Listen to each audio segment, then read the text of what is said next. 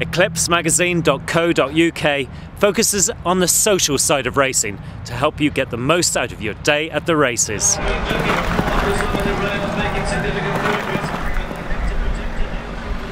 The horses have been prepared to perfection.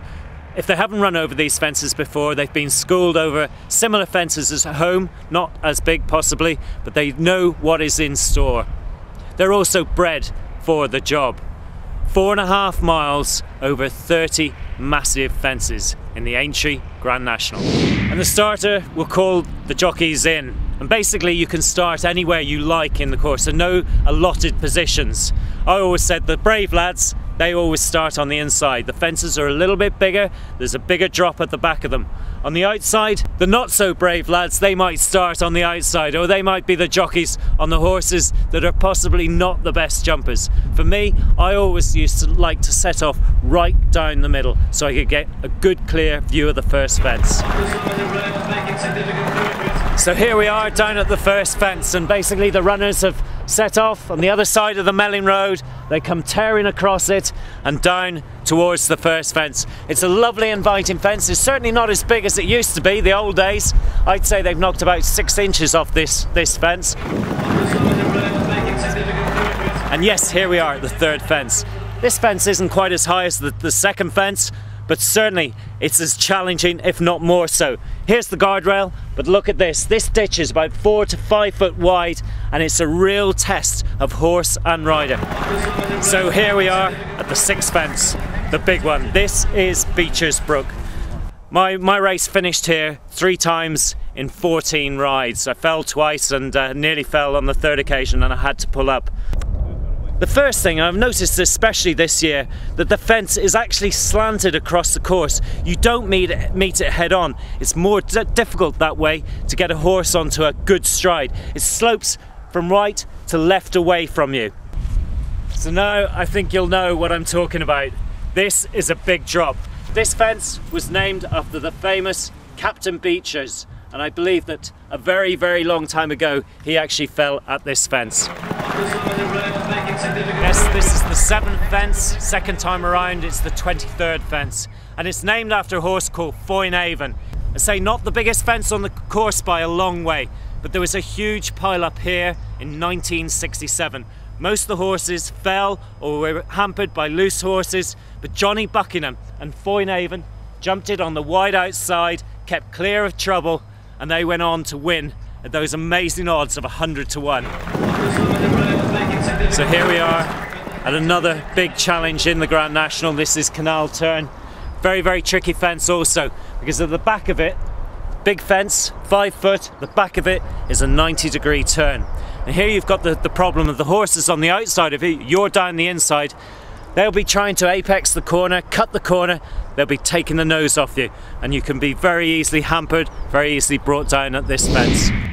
This rail, we didn't have it in our day when I was riding 10 years ago, but this actually keeps the horses out at Canal Turn. It makes it easier for them to apex the corner and to get them onto the right leg, that is the near fore, the left leg, so they can take this fence a lot more neatly. So you can see the 90-degree turn down to Valentine's Brook, and hopefully you clear Canal Turn second time around, fence 24. And it's now you really start to think about the Grand National in terms of a race and not just survival. You'll be looking around at the other horses, seeing how well they're going, and really starting to weigh up the tactics. When are you going to press the button and head for home in the Aintree Grand National? So this is the Chair. It's one of the most famous fences on the course. It's got a big ditch in front of it, like fences 11 and 3 earlier on in the race. 6 foot to the back of the fence.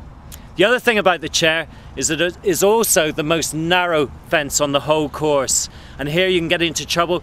Horses in front of you make a mistake, or they jump left or they jump right, which they can do, and they can bring you down, they can hamper you and cause you a lot of trouble.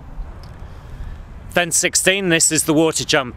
Like the Chair, you only jump it once. It's the smallest fence on the course. It's got a big spread of water at the back of it, but it usually causes no problem. Although it did for my grandfather way back in the 1920s. He was probably one of the last people to fall at this fence, the water.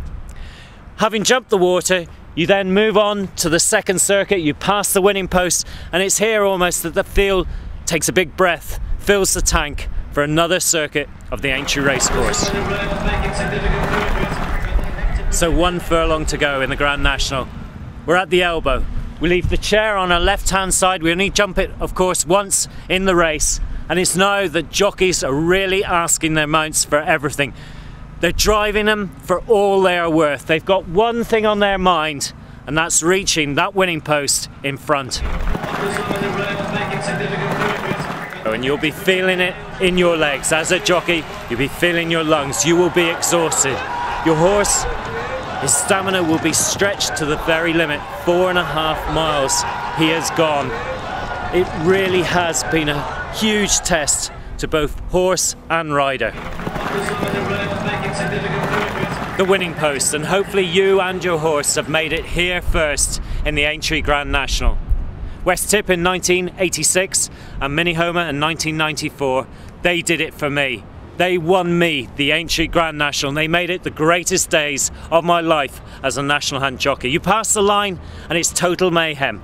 People are coming up saying well done, the police horses come and collect you and take you back to the winner's enclosure. You're on a cloud. You can't describe exactly how you feel.